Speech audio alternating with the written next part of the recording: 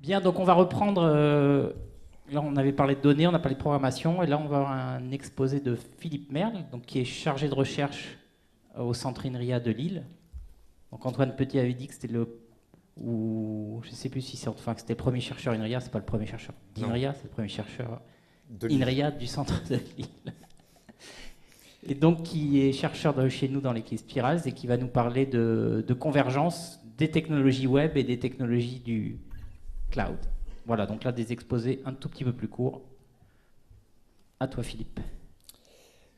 Merci Sylvain. Bonjour à toutes et à tous. En fin de compte, mon exposé va être une réflexion sur la convergence entre les technologies du web et les technologies du cloud computing. Alors dans cet exposé, ça va y avoir trois temps qui vont s'alterner. De temps en temps, je parlerai des technologies du web, mais elles ont déjà bien été expliquées précédemment. Je parlerai des technologies du cloud computing. Et puis surtout, ce qui va m'intéresser, c'est de regarder la convergence entre ces technologies. Euh, voilà, c'est le plan va suivre régulièrement. Ce dessin reviendra dans la présentation. Alors, les technologies du web, on en a vu au moins deux exposés qui ont présenté bien en détail ces technologies-là. On pourrait dire que le web, c'est un réseau au début, pour des informations. C'est un réseau de ressources aussi, c'est un réseau de services, c'est un réseau d'applications. Et j'imagine que le W3C voudrait que ce soit un réseau de tout, de tout ce qu'on peut faire en numérique. Alors, il y a différentes technologies, on en a parlé, juste pour les rappeler. Au niveau du réseau d'information, à l'origine, on avait les adresses, les URL, les protocoles réseau pour accéder aux ressources, et puis un format de description des ressources. Et puis quand on est passé du mode information au mode ressources, ce qui est apparu, c'est des architectures distribuées REST, ou aussi des formats pour décrire des ressources comme RDF. Puis au niveau service, on a tout ce qui se fait au niveau de SOAP, comme protocole d'accès à des services distribués, comme WSDL pour décrire des services, et puis tous les standards WS qui sont partiellement standardisés au W3C et partiellement standardisés à l'Oasis, qui décrivent des tas de fonctionnalités pour faire des services à travers le web. Et puis on a vu dans la dernière présentation avant la pause que le web allait devenir la plateforme applicative. Alors ça me fait un petit peu sourire là. Je dirais une plateforme, ça c'est déjà beaucoup. Mais en tout cas, c'est une plateforme très intéressante pour faire des applications côté client portable avec du HTML5 et tout ce qui s'ensuit derrière. Et surtout la possibilité d'embarquer du code dans le navigateur, de télécharger du code dans l'application cliente avec du JavaScript. Pour l'instant, c'est ce qui se pratique. Alors maintenant, ça c'était un petit retour sur ce qu'on a vu précédemment, une synthèse. Maintenant, parlons du cloud computing. Alors, j'ai pris une définition qui est généralement acceptée. J'ai mis la version en anglais. C'est défini par l'Institut de standardisation américain des technologies.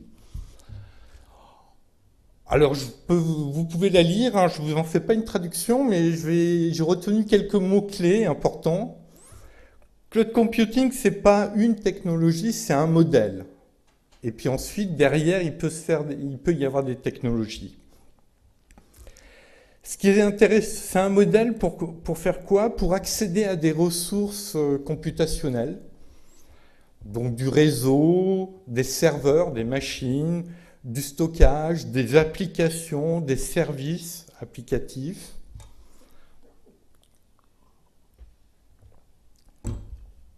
Cet ensemble de ressources est partagé, peut être rapidement obtenu, mis à disposition des utilisateurs ou des développeurs. Et cela avec un minimum d'effort.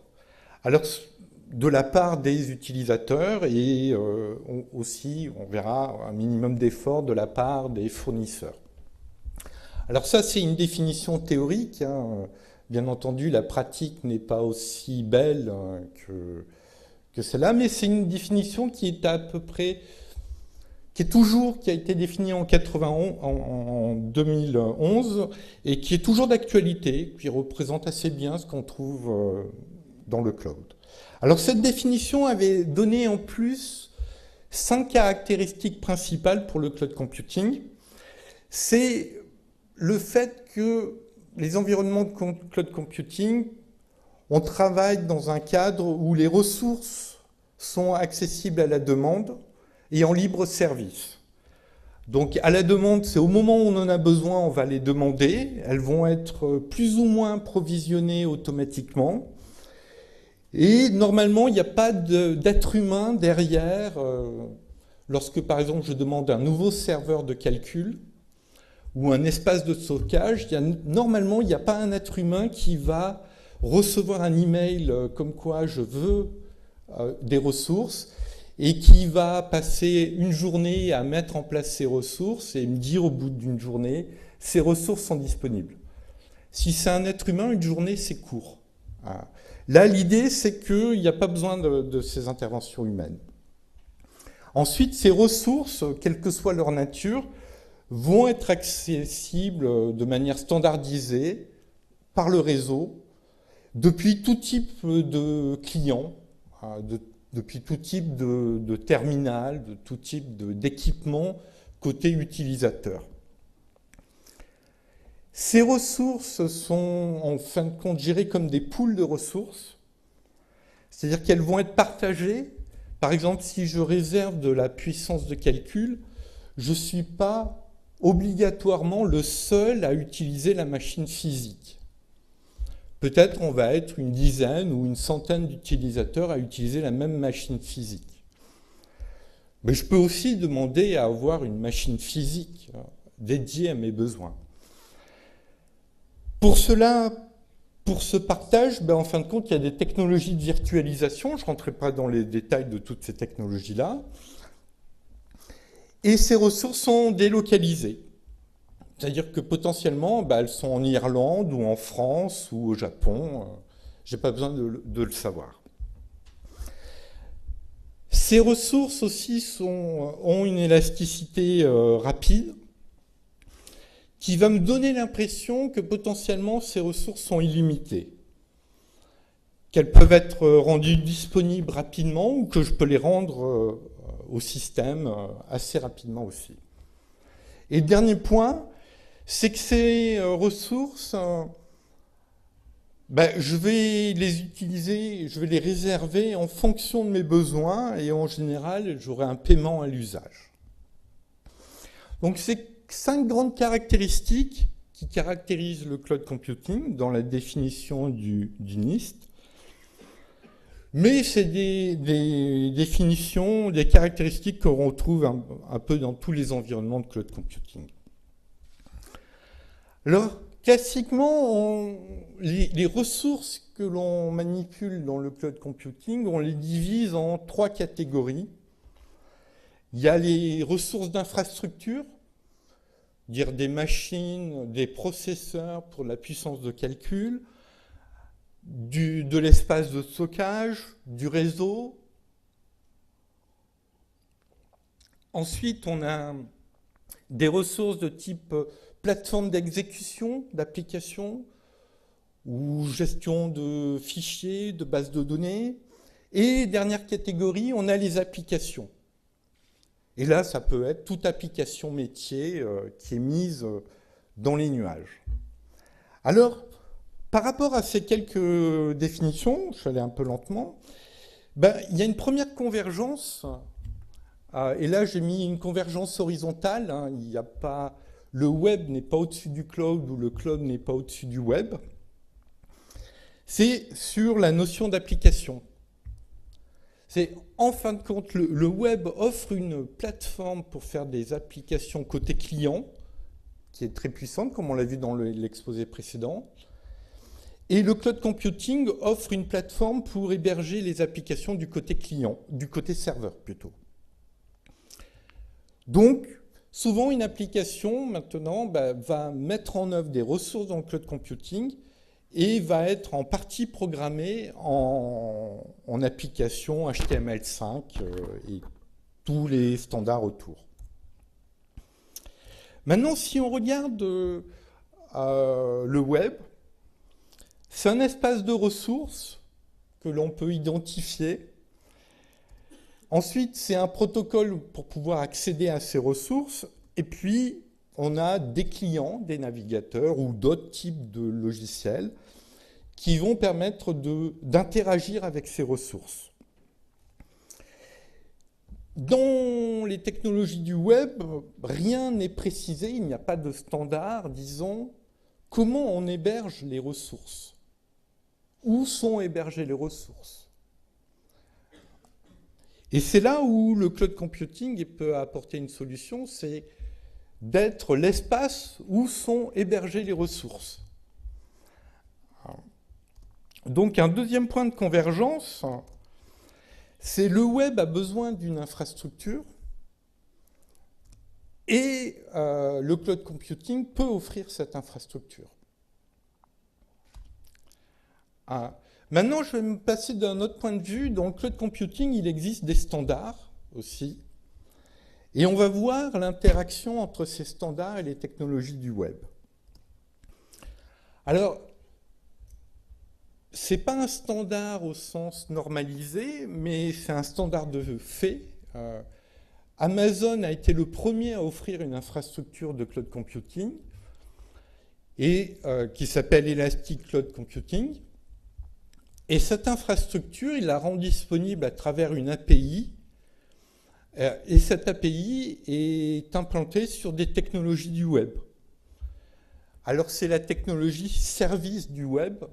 Donc la partie, les services d'Amazon sont décrits par une interface WSDL et sont accessibles par des interactions SOAP.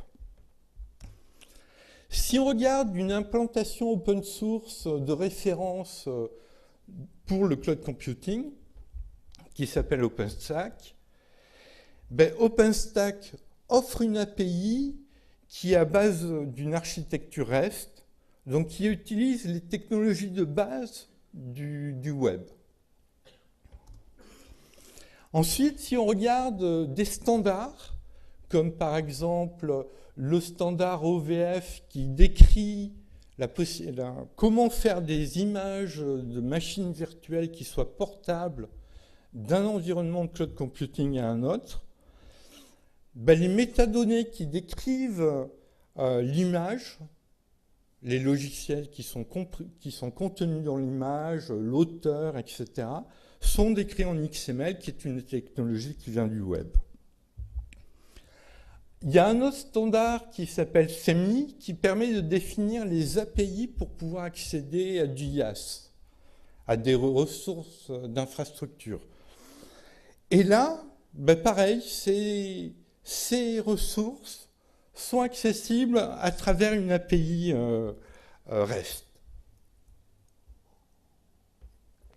Et il en est de même pour deux autres standards qui sont définis à l'Oasis.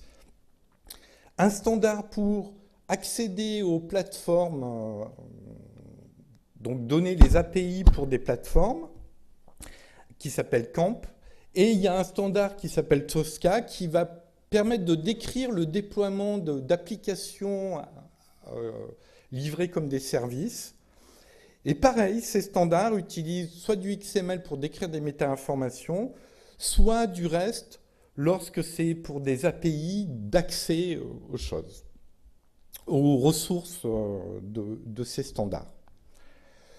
Donc, on a une nouvelle convergence, c'est que les technologies qui implantent le concept de cloud computing se basent majoritairement sur des technologies qui ont été introduites par le web. Donc, en fin de compte, on n'a pas la convergence, l'interaction entre le web et le cloud computing. C'est pas dire l'un est au-dessus de l'autre, ou l'un serait meilleur sémantiquement que l'autre. Mais en fin de compte, c'est une complémentarité. On voit bien que intrinsèquement, les deux peuvent se combiner.